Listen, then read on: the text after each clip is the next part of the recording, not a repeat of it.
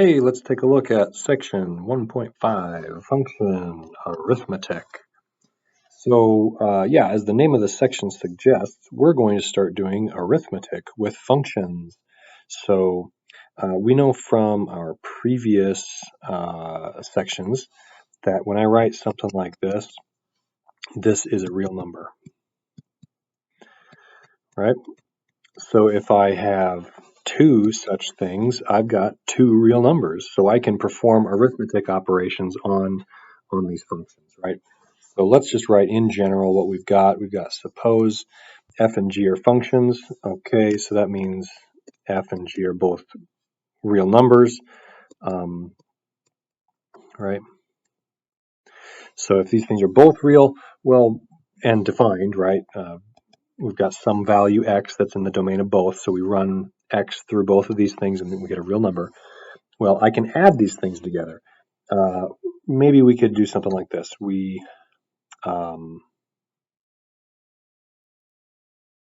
So something maybe, yeah, we write, we mean, so when we write f plus g of x, we mean add these two function values together, right? F of x plus g of x.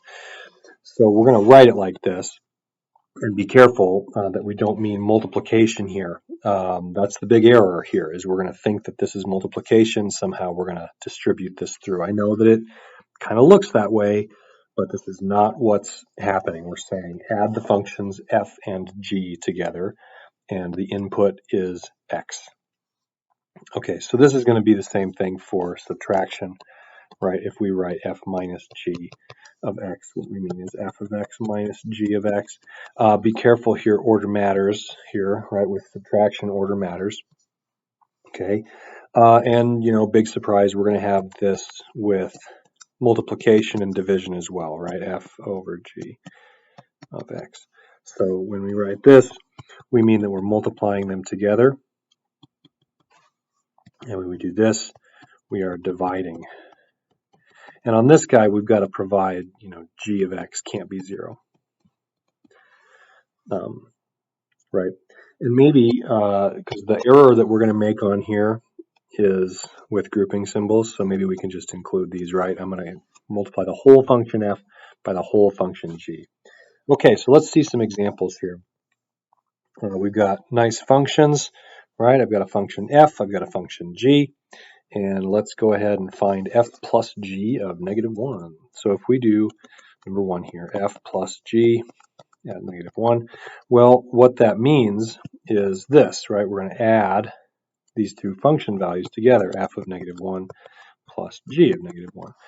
So really this just becomes, evaluating the function at -1, right? So I've got 2, I'm taking the function f, and we're going to put -1 where we see x, right? Okay, and then we're going to add the function g at -1. So we got g at -1. And what would be a good idea for you to do is use these grouping symbols, right? So this is the function f, this is the function g, and we're adding them together. Maybe I should write a -1 in there for our input, because that's what we're using for input. Okay, so at this point, we're just playing the simplification game, right? So -1 squared, that's 1. We got 2 minus 3, so that's -1. And then this guy, we've got 5 minus 1 would be -4. Okay, so then we have -5. So playing the simplification game, we find f plus g of -1 is -5. Okay, super. We can do the same thing again with multiplication. We know that if we write two numbers next to each other, the operation that's implied there is multiplication when we're in an algebra class, right? So maybe it'll write those two next to each other and it won't put that dot, but that's implied. Okay, so now we're doing the same thing here, right? We've got f of 2, and we're going to multiply by g of 2. And again, it might be a good idea for you to include grouping symbols here. So it's, as far as bookkeeping goes, we're keeping things, in order, all the ducks in a row, or whatever you want to say. All right, f of 2, we can do it. We're just going to go to the function f, and we're going to put 2 wherever we see x. So 2 plus 3 times 2. Okay, there's f, and now I'm going to multiply by g. So we're going to want those grouping symbols, right? Because this is our f of 2, and now I want g of 2. Now g is 5 plus 1 over x, so 2. All right. And now this is times g of 2. And then we, again, play our little simplification game here. We can do that. 2 times 2 times 2, right? 2 times 2 squared, that's 8. So we got 8 plus 5 would be 13. That is not 5. That's 6, right? 3 times 2 is 6. Okay, so 8 plus 6, and then we're multiplying by whatever we get here, right? So 5, we know that that's 10 halves, so that would be 11 halves. Okay, so then if we multiply this together, what? We would divide by 2, so 14 divided by 2 gives us 7, times 11 is 77. So f times g of 2, hey, it's 77. Okay, so great. Moving on here, number 3, find the domain of f minus g of x. Well, what even is that thing, right? F minus g at x. So this means f of x minus g of x. Well, we can write what that is, right? Separate that out. So our function f, there it is, and our function g, there it is. So we can find the difference. So f was 2x squared plus 3 minus g, 5 plus 1 over x. And be really, really careful here when we're subtracting, especially when we're subtracting, right? We want to subtract the whole thing, not just the 5 in the front, right? So using your grouping symbols is going to be a benefit to you here because we're subtracting the whole thing, not just that 5, right? We want to subtract the whole thing. Okay, so we're just looking for what this is. Well, that's it, right? So we can multiply the negative through. We got 2x squared plus 3 minus 5 minus 1 over x.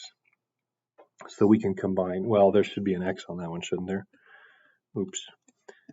Hopefully we caught that error before I did. So, right, we got an x there in the function f. Okay, super. So here is the function f minus g of x, and we want to know what's the domain here. So we saw this in the previous section, right, when we were trying to find the domain of a function. The thing we're going to have to worry about is that we've got an x and a denominator. So in this particular part, we can't have x equal 0, exclamation point, right? We can't have x equals 0. Well, 0 exclamation point means something different, so maybe 0 period. Okay, so we can't have this, right? So that would be what we would say our domain is, right? Set of all x such that x is not 0. Or, we could write this with an interval as well if we want to. Negative infinity to 0 and then 0 to infinity. And that wants to be a parentheses. Okay, great. So the part that is left is to simplify this. Now, depending on what the context is, simplify could mean a few different things. If they're asking us to simplify this, the only thing we really could do is write it all as one fraction. So I think that's the intention here. So if we want to write this all as one fraction, we need to just add all these things together with a common denominator, like we usually do, right? So if we're adding things that involve fractions, we need a common denominator. So it looks like the least common denominator in this case is just going to be x. So if I multiply everything by x over x, then we're going to have the right denominator, right? And because x cannot be 0, this is a legal move, right? I can multiply anything at all by 1, and as long as x is not 0, that number divided by itself, that's 1. So this is a legal move. Okay, so multiplying all of this out, we're just increasing the power on x, aren't we? So we got 2x cubed plus 3x squared plus 5x minus 1. and then our denominator is x. Okay, great. And we would write this, and it's all written as one fraction, and somehow it's more pleasing to look at. Okay, great. So yeah, we found the difference of two functions and said what the domain was. Okay, now we're going to do the same thing. So find the domain of g over f of x.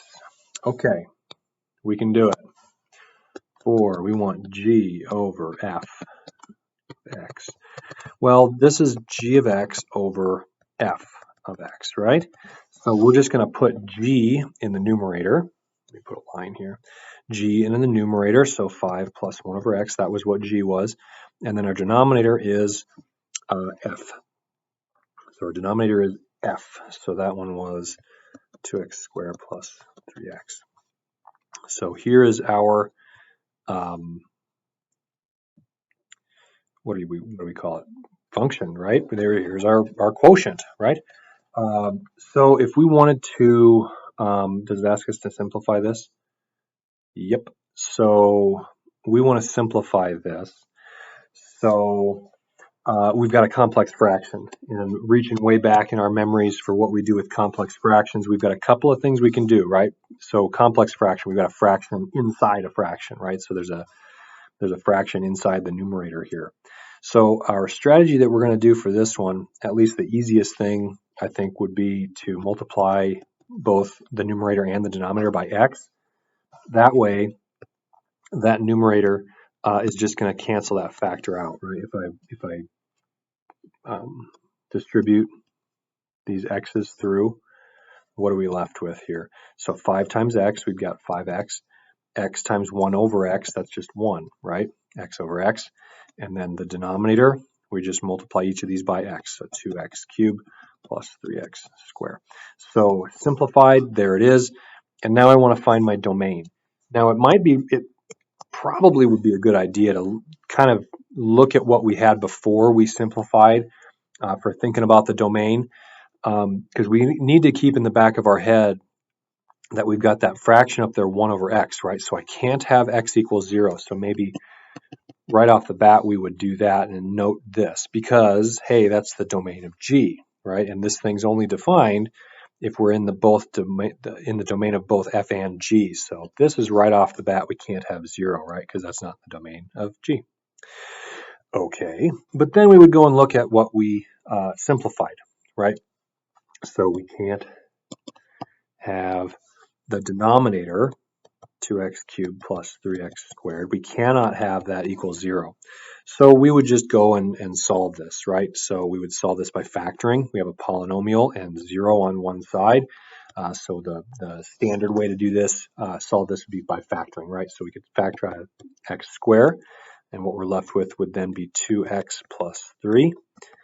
Okay, and now we have the 0 product property. So we've got a product of two things equals 0. Well, one of those things has to be 0. So that means x has to be 0 or x has to be negative 3/2, right? Those are our solutions. And that's going to be what we remove from the domain. So we start out with, let me move this. We start out with the set of all, so our domain here, our domain is the set of all x so that this thing is not 0, right? Our denominator is not 0. Well, what we've shown is that these are the only values that are going to make that be 0. So x can't be 0, x can't be negative 3/2. And we could write this as an interval as well if we want to, right? It would be everything left of negative 3/2, everything, union, everything between negative 3/2 and 0. Keep not putting my space there. And then everything from 0 to infinity, right? And if we wanted to draw a number line here, we could do that too, right? Here's negative 3/2, here's 0. Those are the spots we don't want. These are the spots we do want. And we can, 1, 2, 3 intervals, right? And we can write it as an interval.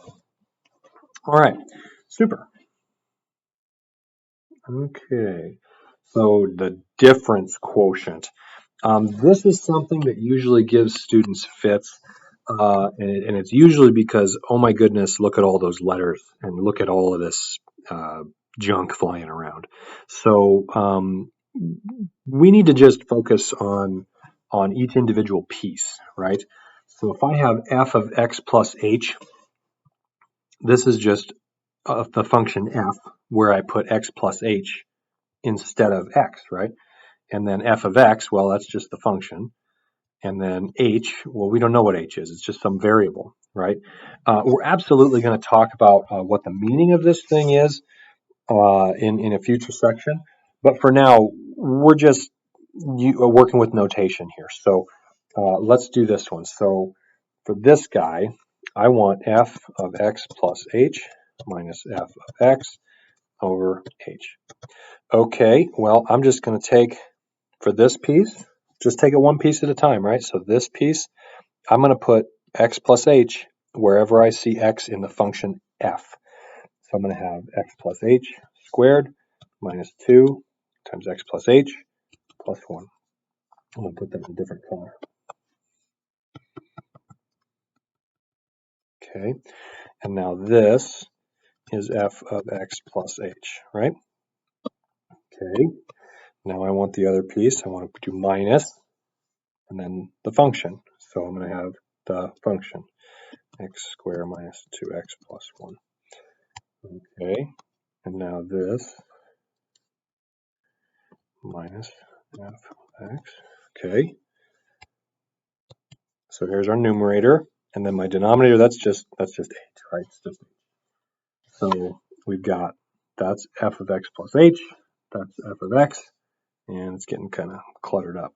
So really, the only thing that remains here is to just simplify this stuff, right? So we want to multiply everything out, combine all of our like terms, cancel any common factors if we have any common factors. So hopefully we will, but let's see what happens. Well, we reach back into our memories and we remember that when we square a binomial, this is the first thing squared plus 2 times the product of the two things, and then plus the second thing squared, right? And we can show ourselves that this is true by doing that FOIL business. We just don't want to do that FOIL business every time. So we can do this, right? We're going to multiply this binomial.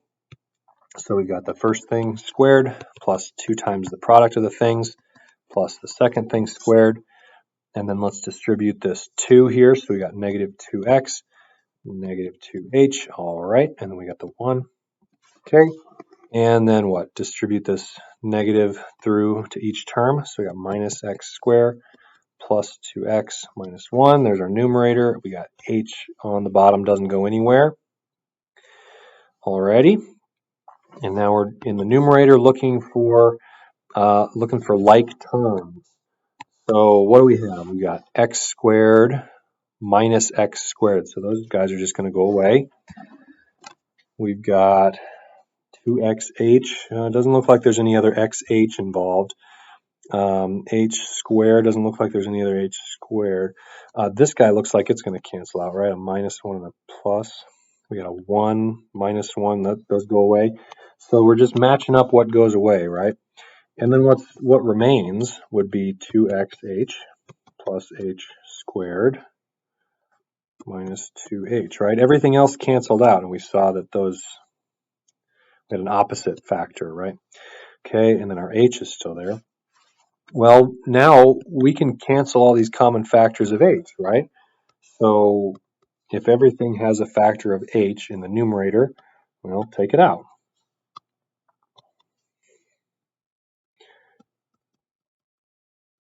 Oops, minus 2, excuse me.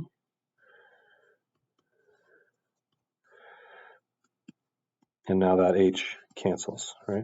So we got 2x plus h minus 2. Put a nice little box around it. So there it is. So really the difficulty here, I would argue, is just a bookkeeping difficulty, right? Because each individual piece of this isn't so crazy. We've done stuff like this before, right? Here we would just put that x plus h in for x. Let's do the same thing where here is our function. So 1 over x plus 2. Gee, Come on. Right, you stinker. G of x is 1 over x plus 2. Okay, we want to do the same thing. So let's find g of x plus h minus g of x over h. Well, it's the same thing, right? We're just going to put x plus h instead of x in the function g. So I got 1 over, and then I've got my x,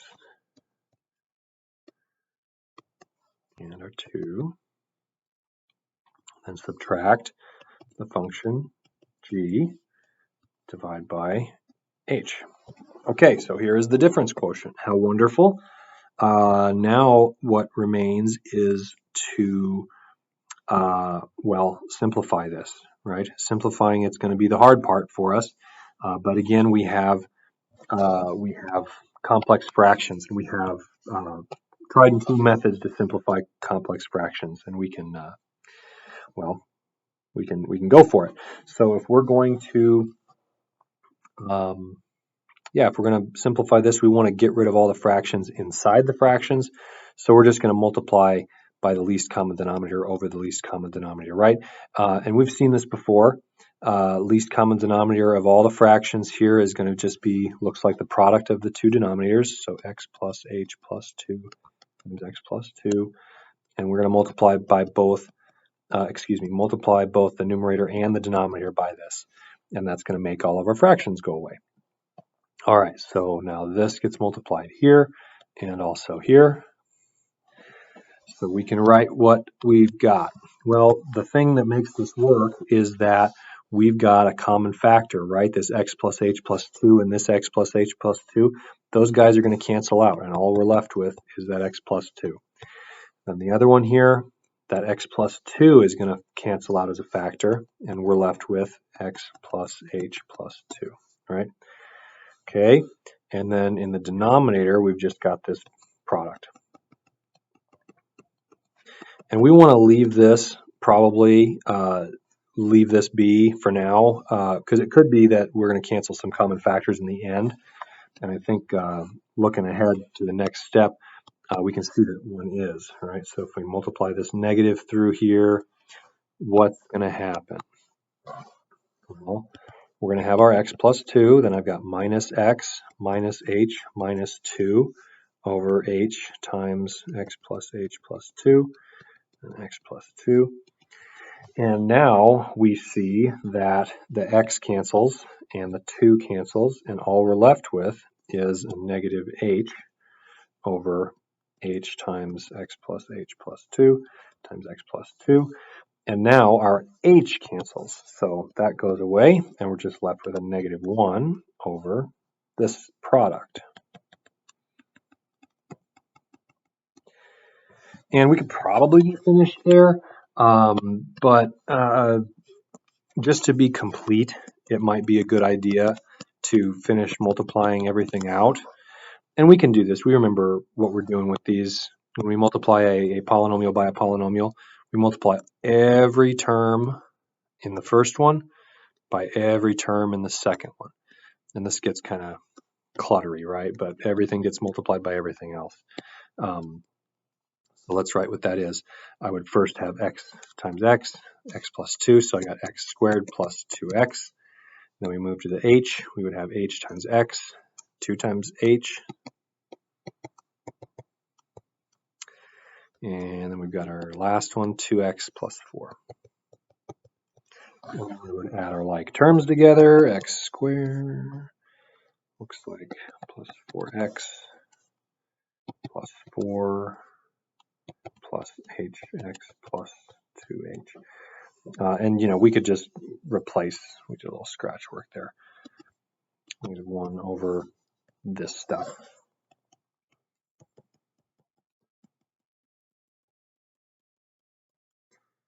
All right, and there we have it. So, the difficulty on these ones with the difference quotient, usually it's bookkeeping kind of errors that we'll make. We'll make some, some error distributing, or we'll make some error simplifying the fraction, or we'll, do something silly that we shouldn't do, right? Okay, Great. Well, that was it for this section. We found the found the difference quotient, and mostly, yeah, this was all just really just notation, right? So anyway, if you have any questions about this, please let me know. Otherwise, thanks for watching the video. Have a great rest of your day.